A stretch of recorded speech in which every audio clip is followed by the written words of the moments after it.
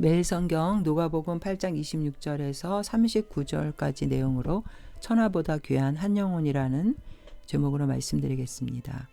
예수님이 하나님이시며 신적인 권능을 가지신 분이라는 것으로 계속해서 기적을 나타내고 계십니다. 앞 단락에서는 이제 갈릴리 바다의 풍랑을 잠잠케 하신 예수님, 만물의 주관자이심을 나타내셨고, 오늘 8장 26절부터 39절까지에서는 주님께서는 영적인 세계를 주관하시는 예수님의 영적인 권능을 보여주고 있습니다. 조영기 목사님의 책 중에서 4차원의 영적 세계라는 책이 있습니다. 우리가 살고 있는 이 3차원의 세계, 이 공간이 있다면 4차원의 영의 세계가 있다는 것입니다. 이 세상에는 하나님의 영, 사탄의 영, 인간의 영이 존재합니다. 이 영적인 세계에서 사탄의 영은 사람들을 미혹하기 위해서 권세를 갖고 있지만, 결국 그 사탄도 하나님 아래의 권세에 있고, 또 하나님의 허락하에만 그 사탄은 활동을 할 수 있다는 것이죠. 진정으로 영적인 세계에서 주관자이시며 능력자이신 하나님의 권세를 가신 그 예수님, 오늘의 말씀은 귀신을 내어 쫓는 예수님의 그 권능에 대해서 말씀하고 있습니다. 오늘 말씀의 26절에 보면 그들이 갈릴리 맞은편 거라사인의 땅에 이르러 예수께서 육지에 내리심에 그 도시 사람으로서 귀신 들린 자 하나가 예수를 만나니 그 사람은 오래 옷을 입지 아니하며 집에 거하지도 아니하고 무덤 사이에 거하는지라. 예수님은 이제 그 갈릴리 바다의 광풍을 헤치고 일부러 이 거라사 지방으로 오신 것입니다. 그 거라사에 있는 그 광인, 귀신 들린 자의 고통과 그 아픔을 아신 하나님 예수님께서 그를 고쳐주시러 일부러 오시는 거죠. 그는 군대 귀신 들린 자라고 했고 굉장히 고통을 받고 있었습니다. 옷도 입지 않고 집에 거하지도 않고 무덤 사이에서 28절에 예수를 보고 부르짖으며 그 앞에 엎드려 큰 소리로 불러 이르되 지극히 높으신 하나님의 아들 예수여, 당신이 나와 무슨 상관이 있나이까? 당신께 구하오나니 나를 괴롭게 하지 마옵소서 하니. 이 사람 속에 들어있던 사탄은 예수님이 누구인지를 알았습니다. 그래서 예수님이 하나님의 아들이라고 그는 고백을 했죠. 예수님이 바로 메시아 구세주라는 것을 알고 있었다는 것입니다. 사실 당시에 예수님과 3년 동안 같이 동고동락했던 제자들도 예수님이 하나님의 아들임을 제대로 깨닫지 못했던 그런 사건들을 많이 보게 됩니다. 그러나 이 귀신은 분명히 알았습니다. 예수님이 하나님의 아들이라는 것을. 그러나 그는 상관이 없다라고 말하고 있죠. 이런 예수님이 하나님의 아들이지만 자기 자신과 상관이 없다라는 믿음, 그런 믿음으로는 구원을 받지 못합니다. 지식적인 믿음, 자신의 죄를 진정으로 해결해 주실 수 있는 분은 예수님밖에 없다라고 고백하면서 예수님의 십자가 대속의 은혜를 믿음으로 영접하는 자만이 구원을 받는 것입니다. 이 사단은 예수님이 하나님의 아들이라는 걸 알면서 괴롭게 하지 말라고 말합니다. 29절에 예수께서 이미 더러운 귀신을 명하사 그 사람에게서 나오라 하셨음이니라. 결국 이 사단의 그 운명은 무저갱에 갇힐 수밖에 없는 것입니다. 여기서 31절 무저갱으로 들어가라 하지 마시기를 강구하더니, 귀신의 운명은 이제 그 무저갱에 갇히는 운명입니다. 요한계시록 20장 10절에 보면 또 그들을 미혹하는 마귀가 불과 유황못에 던져지니 거기는 그 짐승과 거짓 선지자도 있어 세세토록 밤낮 괴로움을 받으니라. 사단은 결국 무저갱에 갇히는 운명인 거죠. 그러나 잠시 그 사단의 세력이 사람들을 미혹하고 결국 사람들을 미혹해서 자기가 가게 된 그 무저갱으로 같이 끌고 들어가는 것입니다. 그러나 하나님의 권세를 가진 우리 예수님은 그 사단의 권세를 멸하는 권세를 갖고 계십니다. 결국 그 귀신은 33절에 32절에 마침 그곳에 많은 돼지떼가 산에서 먹고 있는지라 귀신들이 그 돼지에게로 들어가게 허락하심을 간구하니 이에 허락하시니. 귀신들이 그 사람에게서 나와 돼지에게로 들어가니 그 떼가 비탈로 내리달아 호수에 들어가 몰사하거늘. 결국 이 사단의 운명은 몰사하는 것입니다. 이 세상을 공중 권세를 잡고 있는 이 사단의 권세는 하나님 앞에 무력한 것입니다. 우리는 이 사단의 권세를 두려워하지 말고 우리 안에도 그 예수님의 권세를 사용해야 될 줄로 믿습니다. 요한복음 1장 12절에 하나님을 영접하는 자 곧 그 이름을 믿는 자에게는 하나님의 자녀가 되는 권세가 있다라고 말씀하고 있습니다.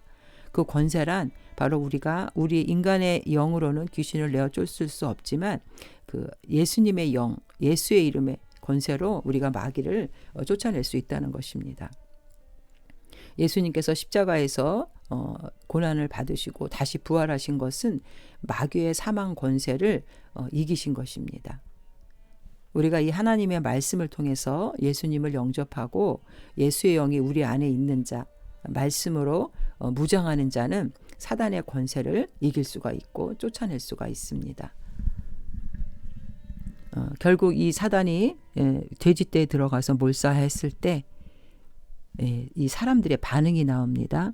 34절에 치던 자들이 그 이루어진 일을 보고 도망하여 성내와 마을에 알리니 사람들이 그 이루어진 일을 보러 나와서 예수께 이르되 귀신 나간 사람이 옷을 입고 정신이 온전하여 예수의 발치에 앉아 있는 것을 보고 두려워하거늘 귀신 들렸던 자가 어떻게 구원 받았는지를 본 자들이 그들에게 이르매 거라사인의 땅 근방 모든 백성이 크게 두려워하여 예수께 떠나가시기를 구하더라. 예수께서 배에 올라 돌아가실세. 이들은 그 거라사인의 그 군대 귀신 들린 자가 그렇게 고통받고 고난받는 삶을 살아서 예수님께서 그 귀신을 쫓아내줬는데 그것을 보고 기뻐하고 정말 예수님이 하나님의 권세를 가지고 귀신을 내어 쫓는 것을 바라봤을 때 예수님을 영접하지 않았습니다. 그들은 떠나가기를 구했습니다. 이것은 뭐를 말하냐 하면은 결국 그 사람의 마음속에는 물욕, 그 세상적인 그 물질주의가 가득 차 있기 때문에 진리를 수용하지 못한다는 그 이기적인 마음을 우리에게 보여주고 있는 것입니다. 자신의 이웃들이었고 형제였던 그 거라사인의 귀신에서 해방된 그 사람을 기쁨으로 받아들이지 않았습니다. 예수님을 믿음으로 영접하지 않았고 자신들의 그 경제적인 손실만을 더 두려워했던 것입니다. 여기서 마가복음 5장에는 돼지떼가 2,000마리라고 말하고 있습니다. 돼지가 2,000마리면은 굉장한 물질적인 손실이죠. 그러나 그 손실 이전에 그 영혼을 구원할 수 있는 메시아를 영접할 수 있는 기회를 이들은 놓쳐버린 것입니다. 우리가 사마리아 성에 그 5 남편이 있었던 그 여인은 예수님을 영접하고 동네에 가서 예수님을 증거했습니다. 그러나 이 사람들은 거라사 지방의 사람들은 자신의 그 물질적인 손해에만 더 집중하고 그것을 안타깝게 여겨서 예수님을 떠나가기를 원했던 내용이 여기에 나오고 있습니다. 우리 인간들의 마음속에는 진리를 영접하고 말씀을 사모하는 마음보다는 물질적인 욕심과 탐욕이 가득 차서 진리의 말씀을 받아들이지 못하는 그런 죄성이 우리 안에 있는 것입니다. 그래서 사도 바울이 갈라디아서 5장 24절에 보면은 그리스도 예수의 사람들은 육체와 함께 그 정욕과 탐심을 십자가에 못 박았느니라. 그리고 고린도전서 15장 31절에도 형제들아 내가 그리스도 예수 우리 주 안에서 가진 바 너희에 대한 나의 자랑을 두고 단언하노니 나는 날마다 죽노라. 우리 안에 이 물질에 대한 욕심과 탐심이 하나님의 말씀을 거부하고 물질이 우상이 되었기 때문에 우리는 날마다 죽어야 됩니다. 우리의 욕심과 탐심을 갖고서는 예수님의 십자가의 사랑을 영접할 수도 없고 복음을 받아들일 수가 없습니다. 이 요한복음 8장, 누가복음의 이 8장에 나오는 이 거라사인 지방의 이 사람들의 모습이 결국 나의 모습, 나의 마음과 그 욕심과 탐욕으로 한 영혼의 귀하고 소중함을 알지 못하고 영혼을 안타깝게 여기지 못하는 마음이 내 안에 있음을 우리는 깨달아야 될 줄로 믿습니다. 이 사단이 왜 하필이면 그 돼지떼의 2,000마리 속으로 들어가기를 원했을까요? 이것은 사단이 오히려 그 돼지떼를 몰살시킴으로 인해서 거라사 지방 사람들로 하여금 그 물질의 손실을 통해 예수님을 배척하게 하려는 의도가 있었던 것입니다. 사단은 우리 마음의 우상이 무엇인지, 사람들이 무엇에 약한지를 다 알고 있습니다. 그래서 그것을 통해서 사람들을 미혹하고 예수님의 복음을 받아들이지 못하게 하는 그런 방해를 하는 것이 바로 사단의 역할인 것입니다. 그래서 예수님은 마가복음 8장 34절에도 무리와 제자들을 불러 이르시되 누구든지 나를 따라오려거든 자기를 부인하고 자기 십자가를 지고 나를 따를 것이니라. 나의 죄성을 죽이려고 하는 노력, 주님 나의 그 자아와 싸우려는 저항하는 노력이 없다면은 우리는 주님을 따라가기가 너무나 힘든 것입니다. 우리가 마가복음 6장 25절 26절에서도 그러므로 내가 너희에게 이르노니 목숨을 위하여 무엇을 먹을까 무엇을 마실까 몸을 위하여 무엇을 입을까 염려하지 말라. 목숨이 음식보다 중하지 아니하며 몸이 의복보다 중하지 아니하냐. 우리에게 진정으로 중요한 것은 영원한 생명과 영혼의 그 문제가 더 귀하다는 것입니다. 우리의 육체의 삶은 성경의 시편에도 90편에 보면 70이요 강건하면 80이라도 우리가 화살과 같이 날아가는 시간 속에 살고 있다고 성경은 얘기하고 있습니다. 눈에 보이는 것은 잠깐이나 눈에 보이지 않는 것은 영원하다. 우리가 이 땅에 발을 딛고 살아가지만 우리에게는 한 영혼이 더 귀한 것이고 영원한 생명을 이 땅에서 반드시 얻어야 하는 것이 더 소중한 것입니다. 마태복음 16장 26절에도 사람이 만일 온 천하를 얻고도 자기 목숨을 잃으면 무엇이 유익하리요? 사람이 무엇을 주고 제 목숨과 바꾸겠느냐? 오늘 우리 거라사 지방에 이 귀신 들린 그 사람의 생명을 주님께서 고쳐주시고 영원한 생명을 주신 구원해 주신 사건을 통해서 이 사람들의 반응, 물질을 더 중시함으로 그 영혼의 구원을 얻지 못한 이 사건을 통해서 우리는 이 땅에서 무엇이 더 중요한지 우리가 무엇을 얻어야 하는지를 다시 한번 생각해보는 그런 시간이 되시기를 바랍니다.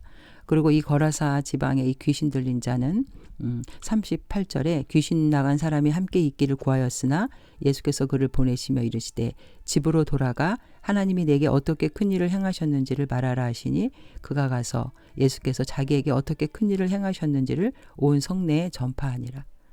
결국 우리가 구원받은 자로서의 사명은 바로 사람들에게 이 귀한 영생의 소식을 증거하는 증인의 삶으로 살아가는 것입니다. 이 땅에는 아직도 많이 세상의 물질과 부귀 영화에 그것이 전부인 것처럼 생각해서 그것을 쫓다가 결국은 영원한 생명을 놓치는 자들이 많이 있습니다.